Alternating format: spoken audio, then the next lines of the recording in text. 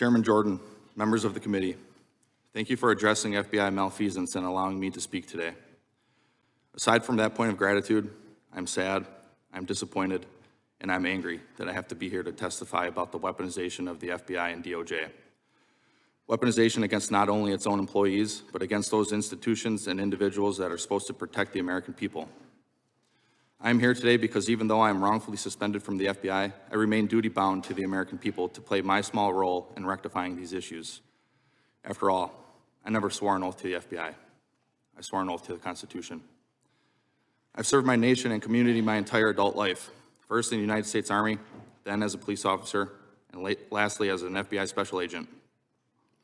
Shortly after high school, I joined the United States Army where I served in the infantry and I was quickly promoted through the ranks. I deployed to both Iraq and Afghanistan in support of Operation Iraqi Freedom and Operation Enduring Freedom.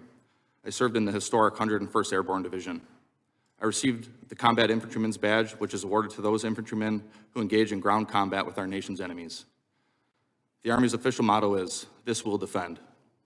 Along with numerous others, I volunteered to serve this nation, risking my life in combat to protect America and her values. I know some of the best men and women this country has to offer. They come from all backgrounds, races, and creeds. They helped mold me into the person I am today. Each was willing to sacrifice, and many did, to protect this great nation. It is our duty to honor their sacrifices by standing up for what is right, regardless of the difficulty. After serving in the Army, I became a police officer. Police officers, like me, are imperfect beings, but we strive to uphold the law and the Constitution. People who go to work every day trying to make their communities better, yet who nonetheless are faced with budget cuts and calls for defunding as we continue spiraling away from law and order as a nation. While serving as a police officer, I finished my bachelor's degree, graduating with honors in criminology and law studies. Shortly thereafter, I began the long road to becoming an FBI special agent, a position I once understood to be the pinnacle of law enforcement and a way to continue to serve this nation and protect and defend the Constitution. During my 4 years as a special agent, I received the highest annual review an employee can receive. I volunteered for, tried out for, and was selected for an FBI SWAT team. I also volunteered for, tried out for, and was selected for a new unit the FBI created. I also received an award for my work on an anti-abortion extremism case. I've been smeared as a malcontent and subpar FBI employee. This smear stands in stark contrast to my life in public service. This smear campaign, disgusting as it is unsurprising. Despite our oath to uphold the Constitution, too many in the FBI aren't willing to sacrifice for the hard right over the easy wrong. They see what becomes of whistleblowers, how the FBI destroys their careers, suspends them under false pretenses, takes their security clearances and pay with no true options for real recourse or remedy. This is by design. It creates an Orwellian atmosphere that silences opposition and discussion. We know what is right to do, yet we too often refuse to do what is right because of the difficulty and suffering it incurs.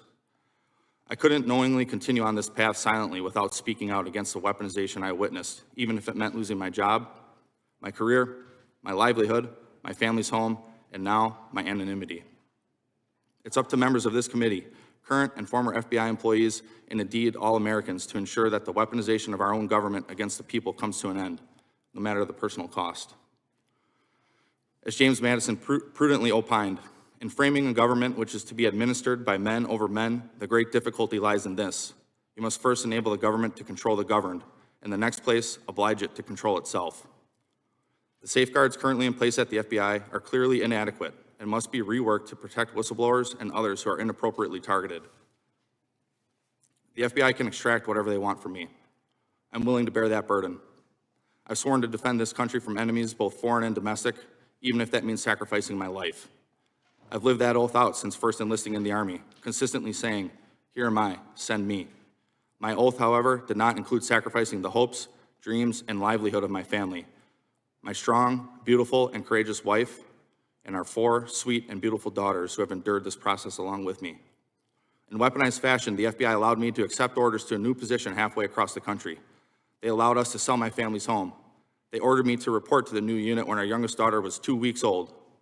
Then, on my first day on the new assignment, they suspended me, rendering my family homeless. Refused to release our goods, including our clothes, for weeks. All I wanted to do was serve my country by stopping bad guys and protecting the innocent. To my chagrin, bad guys have begun running parts of the government, making it difficult to continue to serve this nation and protect the innocent. But I, for one, will never stop trying, and I'll never forget my oath. Thank you.